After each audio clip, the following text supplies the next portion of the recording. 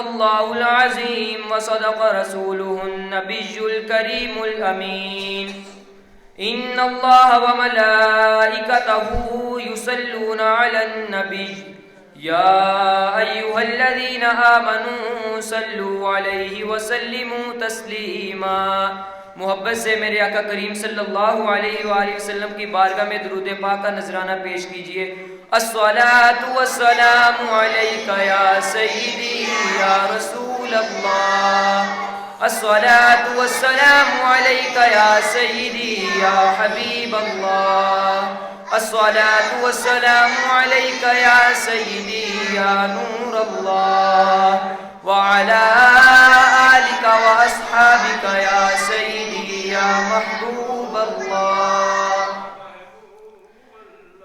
میں بندہ یاسی ہوں خطا کار ہوں مولا، میں بندہ یاسی ہوں خطا کار ہوں مولا، لیکن تیری رحمت کا طلبگار ہوں مولا۔ حضرات محترم، آج کی جو شب مغفرت کے نام سے موسوم ہے، اس شب میں اللہ رب العزت کی رحمتیں اور برکات غروب آفتاب سے لے کر سورج کے طلوع ہونے تک برستی ہیں، اور میرا رب اس شب میں غروب آفتاب سے پہلے آسمان پر جلوہ فروز ہو کر یہ آواز لگاتا ہے کہ ہے کوئی مجھ سے بخشش مانگنے والا، آئے مجھ سے بخشش مانگے، میں اس کے گناہوں کو معاف کر دوں گا۔ ہے کوئی مجھ سے رزق طالب، جو مجھ سے آ کے رزق طلب کر دے، میں اس کو رزق عطا کر دوں گا۔ ہے کوئی اولاد مانگنے والا، آئے میرے در پر مجھ سے آ کے اولاد مانگے، میں اس کی جھولی کو نیک صالح اولاد سے بھر دوں گا۔ کوئی ہے بیمار جو مجھ سے شفا مانگے، آئے میرے در پر آ کے شفا مانگے، میں اس کو شفا عطا فرما دوں گا۔ اس رات میں میرے رب کی رحمت اور بخشش کے دروازے کھلے ہوتے ہیں، اور میں اور آپ آج اللہ کے حضور اپنے گناہوں کی معافی کے بھی طلبگار ہیں، اور اللہ رب العزت کے حضور اس کی رحمتوں کو بھی جانیں گے کہ اللہ رب العزت اپنے فضل و کرم سے ہماری اس رات کے صدقے بخشش و مغفرت فرمائے۔ حضرات محترم، حضرت عائشہ صدیقہ رضی اللہ تعالی عنہ فرماتی ہیں کہ شعبان المعظم کی 15ویں رات حضور صلی اللہ علیہ وآلہ وسلم میرے حجرہ مبارک میں تشریف لائے، کچھ دیر بستر پر لیٹے، پھر اٹھے، جا کے جنت البقیع میں پہنچ گئے۔ حضرت عائشہ صدیقہ رضی اللہ تعالی عنہ فرماتی ہیں میں حضور کے پیچھے پیچھے گئی، میں نے دیکھا کہ حضور کہاں جا رہے ہیں، میرے دل میں خیال آیا کہ شاید حضور صلی اللہ علیہ وآلہ وسلم کسی اور زوجہ محترمہ کے ہاں پہنچے۔ فرماتی ہیں میں حضور کے پیچھے پیچھے گئی، حضور جنت البقیع میں پہنچ گئے، جا کے ہاتھ اٹھا کر دعا مانگنے لگے۔ دعا کیا مانگتے ہیں؟ اے اللہ، میری ساری زندگی تیرے حکموں کی فرما برداری کرتے گزری ہے، پھر بھی میں آج تجھ سے بخشش کا طالب ہوں۔ اے میرے پروردگار، تو میری بھی بخشش فرما اور میری امت کی بھی بخشش فرما۔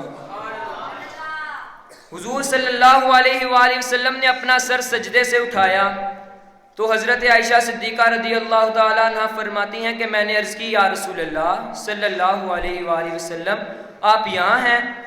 تو حضور پاک صلی اللہ علیہ وآلہ وسلم نے فرمایا اے عائشہ، تجھے پتہ نہیں یہ شعبان المعظم کی 15ویں رات ہے، اس رات کو اللہ رب العزت قبیلہ بنی کلب کی بکریوں کے بالوں کی تعداد کے مطابق اپنے بندوں کی بے حساب مغفرت فرما دیتا ہے۔ حضور فرمانے لگے آج میں اسی لیے یہاں پر جنت البقیع میں اپنے لیے اور اپنی امت کے لیے بخشش کے لیے دعا مانگ رہا ہوں۔ حضرت علی المرتضیٰ شیر خدا رضی اللہ تعالیٰ عنہ فرماتے ہیں کہ رسول پاک صلی اللہ علیہ وآلہ وسلم نے ارشاد فرمایا کہ جس نے شعبان المعظم کی 15ویں رات یعنی شب برات کی رات کو قیام کیا، عبادت کی اور اگلے دن کا روزہ رکھا، تو حضور فرمانے لگے اللہ رب العزت اس کے اس عمل کے صدقے اس کے پچھلے اگلے سارے گناہ معاف فرما دیتا ہے۔ یہ ابن ماجہ میں روایت موجود ہے۔ فرمایا حضرت عائشہ صدیقہ رضی اللہ تعالیٰ عنہ فرماتی ہیں کہ رسول پاک صلی اللہ علیہ وآلہ وسلم نے فرمایا، قال رسول اللہ صلی اللہ علیہ وآلہ وسلم اتانی جبرائیل علیہ السلام فقال هذه لیلۃ النصف من شعبان وللہ فیہا عتقاء من النار بعدد شعر غنم کلب ولا ينظر اللہ۔ یہ بہقی شریف کی حدیث ہے۔ حضرت عائشہ صدیقہ رضی اللہ تعالیٰ عنہ فرماتی ہیں کہ رسول پاک صلی اللہ علیہ وآلہ وسلم نے فرمایا کہ جبرائیل امین علیہ السلام میری بارگاہ میں تشریف لائے، آ کے یہ بشارت سنائی کہ یا رسول اللہ صلی اللہ علیہ وآلہ وسلم یہ شعبان المعظم کی 15ویں رات ہے، اللہ رب العزت اس رات میں قبیلہ بنی کلب کی بکریوں کے بالوں کی تعداد کے مطابق آپ کی امت کی مغفرت فرما دیتا ہے۔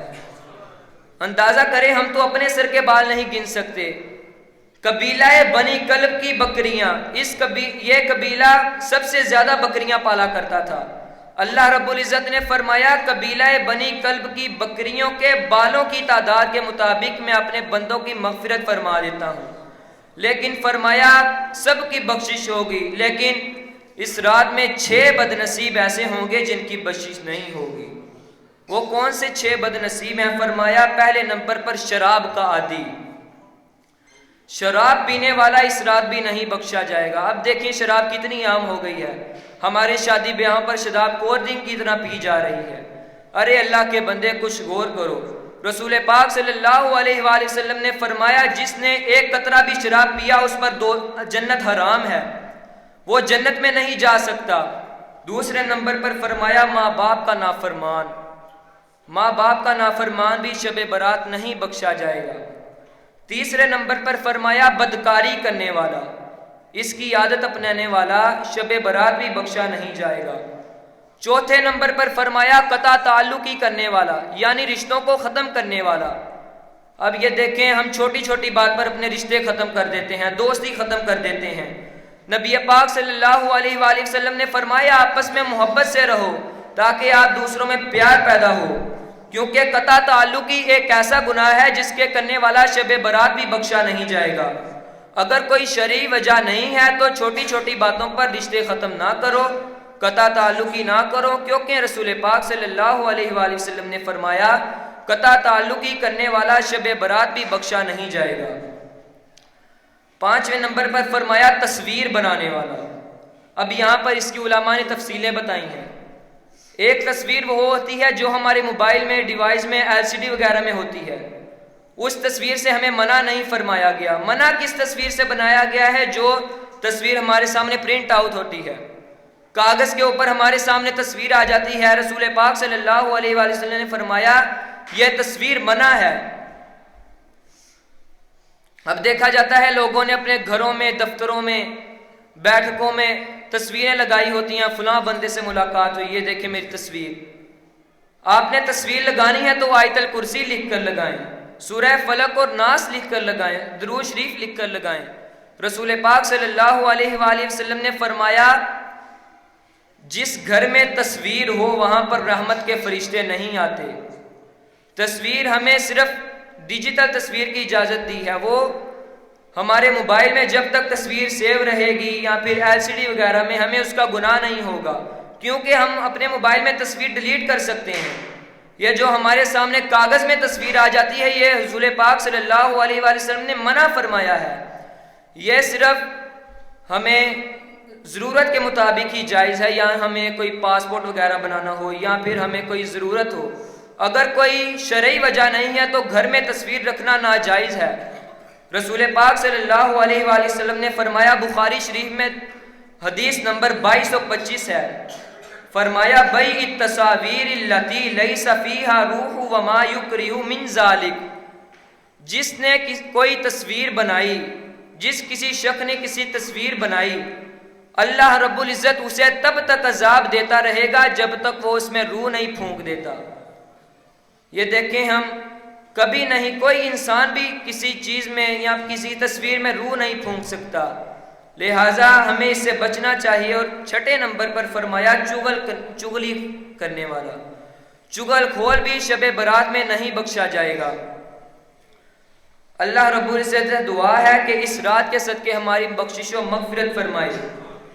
رسول پاک صلی اللہ علیہ وآلہ وسلم نے فرمایا شب برات کی رات قرآن مجید کی تلاوت ضرور فرماؤ۔ سورہ یاسین کی تلاوت کم از کم 3 مرتبہ، بعد میں سورہ دخان 25ویں سپارے کی سورت ہے، 3 رکوع پر مشتمل ہے۔ سورہ دخان کی تلاوت کم از کم رسول پاک صلی اللہ علیہ وآلہ وسلم نے فرمایا 3 مرتبہ کیا کرو۔ اگر 3 مرتبہ یہ تلاوت نہیں کر سکتے تو پہلی 8 آیتوں کی 30 مرتبہ تلاوت کرو، اور فرمایا صلاۃ التسبیح کی نماز ضرور پڑھا کرو۔ اس نماز کی بڑی فضیلت ہے۔ رسول پاک صلی اللہ علیہ وآلہ وسلم نے فرمایا صلاۃ التسبیح کی نماز میں نے اپنے چچا حضرت عباس رضی اللہ تعالیٰ عنہ کو سکھائی تھی۔ رسول فرمانے لگے کہ صلاۃ التسبیح روزانہ پڑھو، روزانہ نہیں پڑھ سکتے تو ہر جمعے کو پڑھو، ہر جمعے نہیں پڑھ سکتے تو مہینے میں پڑھو، مہینے میں بھی نہیں پڑھ سکتے تو کم از کم سال میں 1 مرتبہ پڑھو، اگر سال بعد بھی نہیں پڑھ سکتے رسول پاک صلی اللہ علیہ وآلہ وسلم نے فرمایا زندگی میں کم از کم 1 مرتبہ پڑھو۔ اس نماز کی بڑی فضیلت ہے۔ اللہ رب العزت سے دعا ہے کہ وہ ہمیں اپنے محبوب کے بتائے ہوئے طریقوں کی مطابق زندگی بسر کرنے کی توفیق عطا فرمائے۔ وآخر دعوانا ان الحمد للہ رب العالمین۔